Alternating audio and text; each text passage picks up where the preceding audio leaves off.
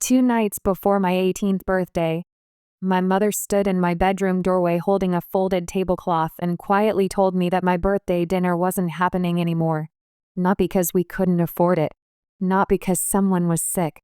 Not because there had been an emergency. She looked at me with the calm expression she always wore when she believed she was being reasonable and said, "Your sister doesn't feel special enough right now."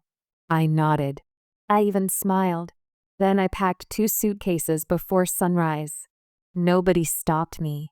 Nobody even believed I was actually leaving.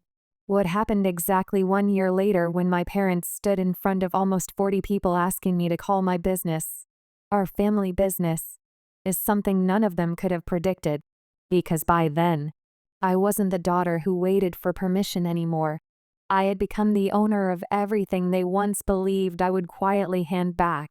Welcome back to Reality Drama Story, where family secrets unfold and quiet decisions change everything. If you are new here, drop a comment and subscribe. Now let's get into it. My name is Hannah Mercer. I'm 29 years old now. People who meet me today usually notice the greenhouse first. 3 acres of glass. Lavender stretching toward the fence. Delivery trucks coming and going before sunrise. What they don't notice is that every flower growing there began inside a cardboard storage box I carried out of my parents' house when I was 17 years old. People think businesses start with money. Mine started with silence. Silence has a strange weight. You don't notice it while you're living inside it. You only recognize it after you finally leave. Looking back now, I think my childhood can be measured by all the things nobody talked about. My younger sister, Chloe, was only 18 months younger than me. Yet somehow, every room belonged to her. Every celebration became hers. Every disappointment became everyone's responsibility. She wasn't cruel. She wasn't some cartoon villain who laughed while stealing birthdays. She simply grew up believing every feeling she had deserved immediate attention because everyone around her treated it that way. Children don't invent those rules. My father owned a small construction company, 2 pickup trucks, 1 faded office behind the equipment yard. He believed everything could be repaired if you worked long enough. Except family. That part he never seemed willing to fix. My mother believed peace meant preventing Chloe from ever being disappointed. Unfortunately, someone always had to pay for that peace. I figured out the pattern when I was 8. My elementary school art show happened on the same evening Chloe decided she suddenly felt embarrassed about braces. Mom stayed home. Dad said he'd come after work. He never arrived. The next morning my watercolor painting was still hanging in the hallway at school. My teacher asked where my parents had been. I answered exactly the way children answer questions they've practiced inside their own heads. Busy became the explanation for everything. Next time, we'll make it up to you. Those words built the walls of my childhood. Grandpa Walter was the only person who ever noticed. He wasn't a man who spoke often. He had spent 42 years building houses across 3 counties. Even after retirement, his hands still looked like they belonged to someone holding a hammer. Every Saturday morning, I helped him restore old furniture inside his workshop. He believed Wood remembered every cut ever made. People too. One afternoon, while we sanded an old oak table, he looked at me without stopping his work. "You know why foundations crack?" I guessed. "Too much weight." He smiled. "No." He tapped the tabletop. "They crack because somebody pretends the weight isn't there." I didn't fully understand what he meant. Not then. Years later, I would. When I turned 14, Grandpa gave me my first real opportunity. His friend, Mrs. Evelyn Brooks, owned a struggling flower nursery outside town. She needed weekend help, mostly watering plants, moving heavy pots, cleaning greenhouses. Nothing glamorous. I accepted immediately. Mrs. Brooks wasn't warm. She simply believed effort deserved payment. Every Saturday she handed me an envelope. Every dollar earned. Every hour recorded. No speeches. No compliments. It was the first place where my work belonged entirely to me. By 16, I could manage inventory, handle customer orders, even negotiate wholesale prices with landscapers. Mrs. Brooks once told me something I've never forgotten. Flowers don't apologize for blooming. At home, things kept shrinking. Birthdays became smaller. Achievements became quieter. Whenever teachers praised me, Mom somehow redirected the conversation toward Chloe. If I earned an award, Chloe was feeling overwhelmed. If I got accepted into an advanced class, Chloe needed more emotional support. I stopped mentioning good news. Grandpa noticed. Of course he noticed. One evening after work, he asked me why I never brought home the certificates the nursery had given me. I shrugged. They're just papers. He looked directly at me. They're evidence. I remember laughing. Evidence of what? Evidence that somebody saw you. That sentence stayed with me far longer than either of us expected. When I was 17, something remarkable happened. Mrs. Brooks offered me additional hours. I accepted every shift. By September, my savings account contained exactly $11,482. I know the number because I checked it every Friday after work. There was only one problem. I'd opened the account before turning 18, which meant my mother was listed as the joint account holder. The bank required it. At the time, it seemed normal. When I asked about opening my own account, Mom smiled, repeated 4 different times. After your birthday. There was always another reason to wait. Another form. Another appointment.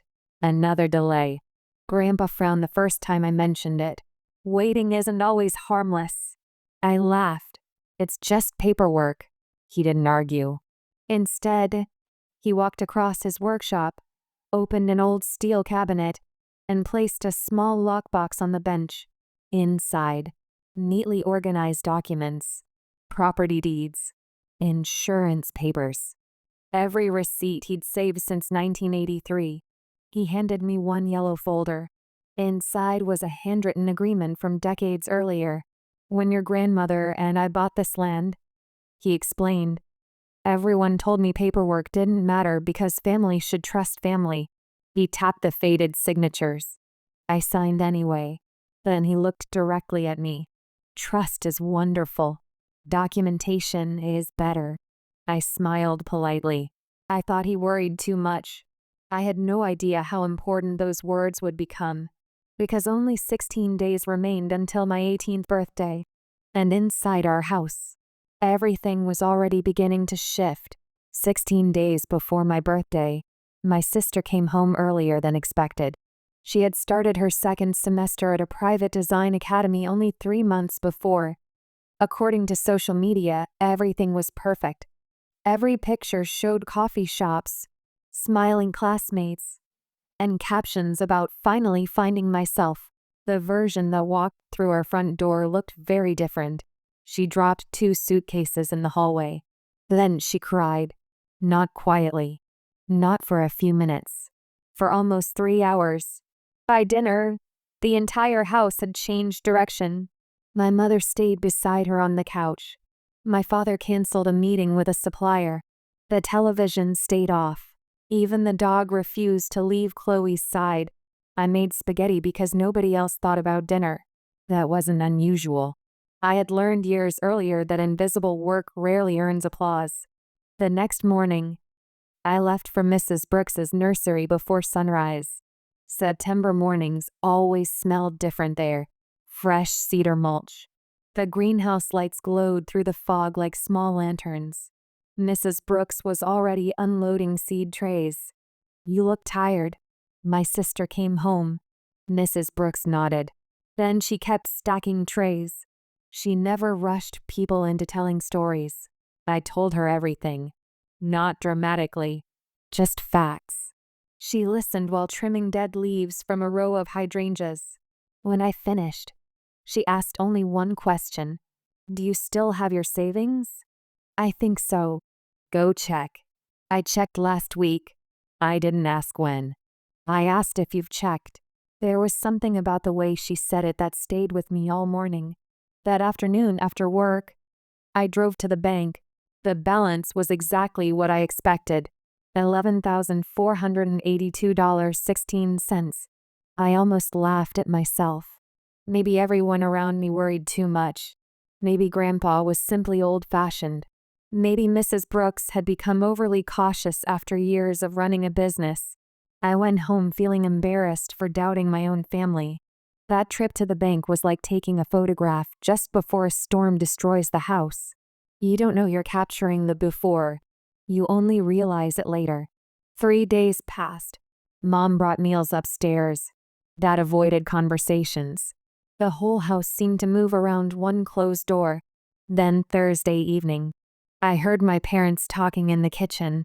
That almost made it worse. Arguments have sharp edges. Quiet conversations usually mean decisions have already been made. I had gone downstairs for water. Then I heard my name. She'll understand. That was Mom. Dad answered so quietly, I barely caught it. I made her a promise. Then Mom again. Right now, Chloe needs us more. Need. That word had shaped my entire childhood. Need always outranked fairness. Need always arrived carrying my name underneath it. I walked back upstairs before they noticed me. I remember sitting on the edge of my bed and staring at the birthday invitations I'd already addressed. 14 envelopes, each one handwritten. Nothing expensive. Just dinner in Grandpa Walter's backyard. Barbecue. Chocolate cake. 14 people. That was all I'd wanted. Not presents. Not attention. Just one evening where nobody looked over my shoulder waiting for someone else's emergency. Grandpa called me the following afternoon. He never wasted words. You working tomorrow? Yes. I've got something for you. When I arrived at his workshop Saturday evening, he was finishing a cedar bench. Without looking up, he pointed toward the work table. There sat a small envelope. Inside, one brass key. I looked confused. He smiled. Safety deposit box. My name. Our names. I added you last month. I blinked. He leaned against the bench. Because paperwork belongs somewhere nobody can emotionally negotiate it. Inside that safety deposit box, he explained, were certified copies of every document connected to a small piece of farmland he'd purchased years earlier. 22 acres. Nothing extraordinary, but he'd quietly transferred future ownership rights into a family trust. The trust contained one unusual clause. Not impossible, just specific.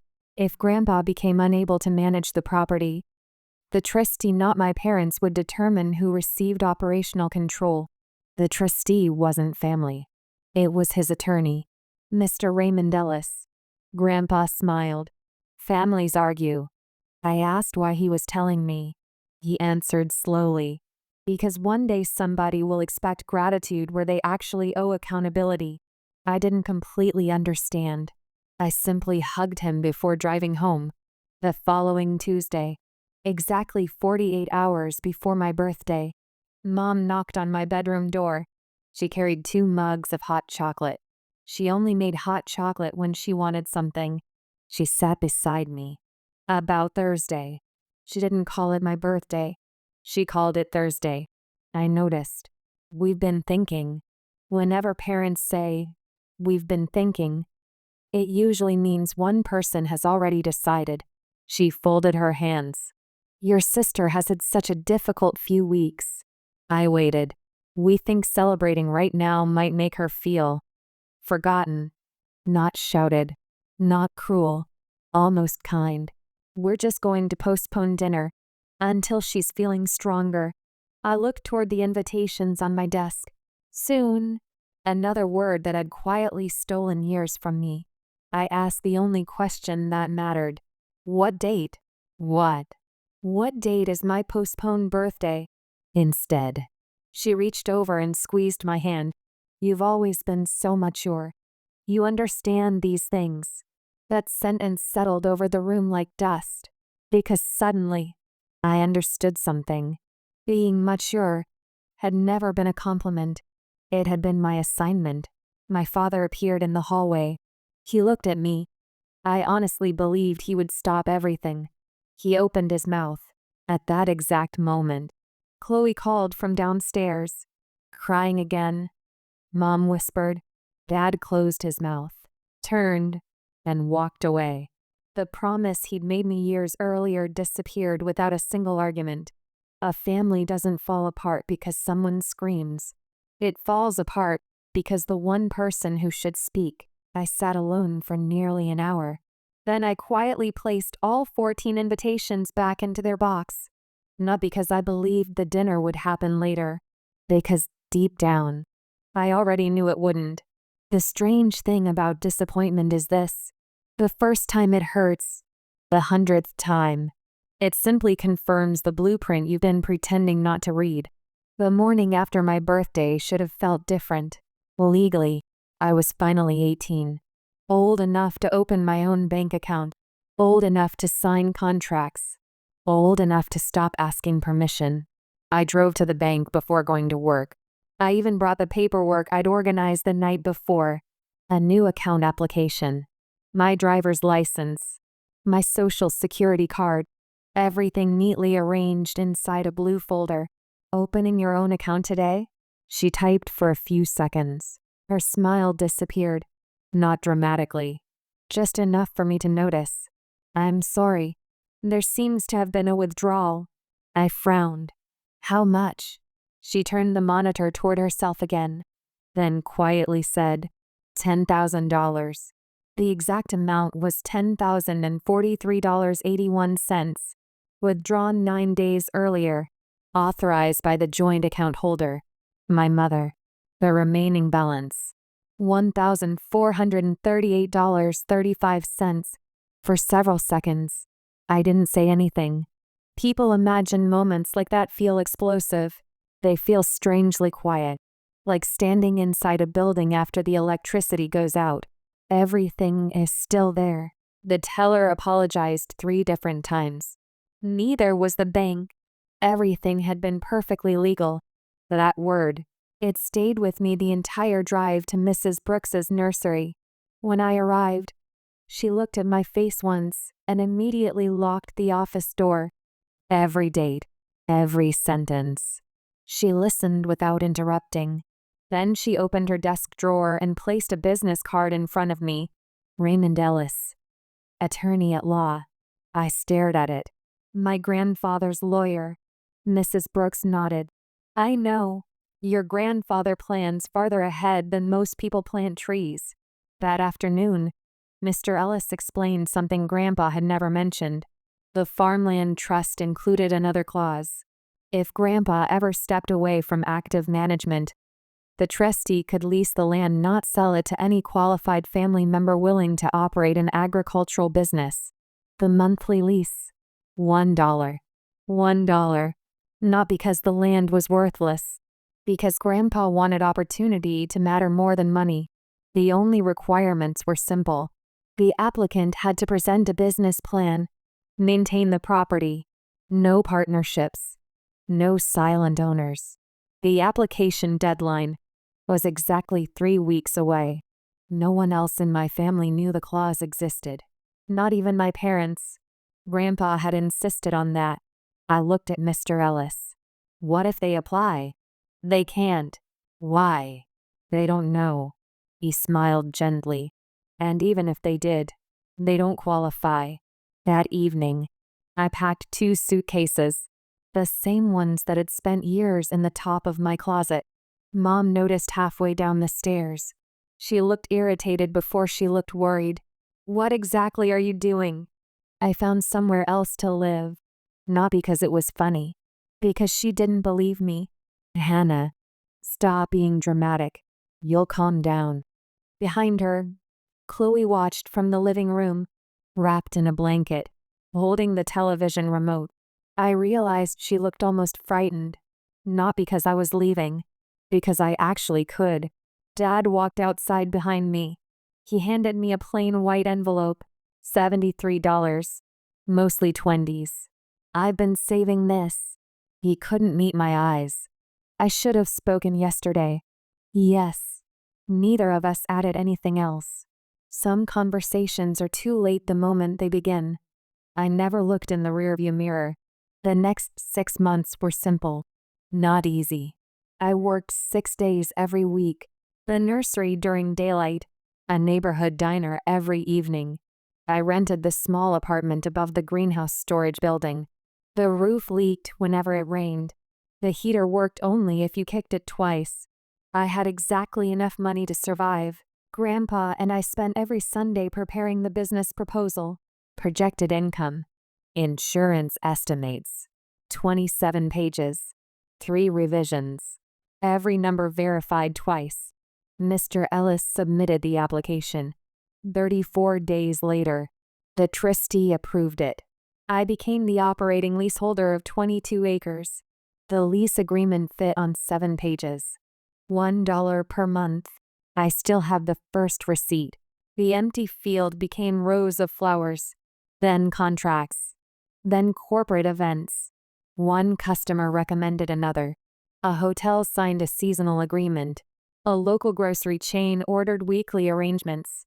By the end of the first year, revenue reached $486,000. Enough that people in town started noticing. That's when my mother called. Her voice sounded unusually cheerful. "We've been talking." I almost smiled. Those 4 words again. She invited me to Grandpa's 75th birthday dinner. Nearly 40 relatives would attend. She said everyone wanted to celebrate our family's success. I accepted. The dinner took place inside the new event barn I'd built beside the flower fields. 6 long tables. White tablecloths. Small glass lanterns. Fresh lilies on every centerpiece. I watched everyone arrive. My mother hugged guests. Dad carried folding chairs. Chloe walked slowly around the property, reading every sign, touching every flower, never looking directly at me. During dinner, I counted something. My mother used the phrase family business exactly 11 times. She introduced me as our daughter 7 times. She thanked herself twice. Then she stood for a toast. "I'm proud to announce," she said, smiling broadly, "that Hannah has agreed this business belongs to all of us." The room applauded politely. I remained seated. I waited until every clap stopped. Then I stood. "I think there's been a misunderstanding. I own the operating lease. I hold every business contract, the trademark, the vendor agreements, and every client account."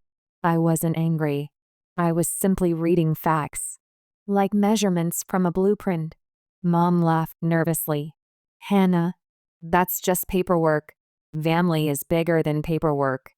I nodded. "Which is why paperwork exists." Her smile disappeared. First came anger. "After everything we've done for you, we sacrificed so much." Then tears. "We're your parents." Before I could answer, Grandpa slowly stood.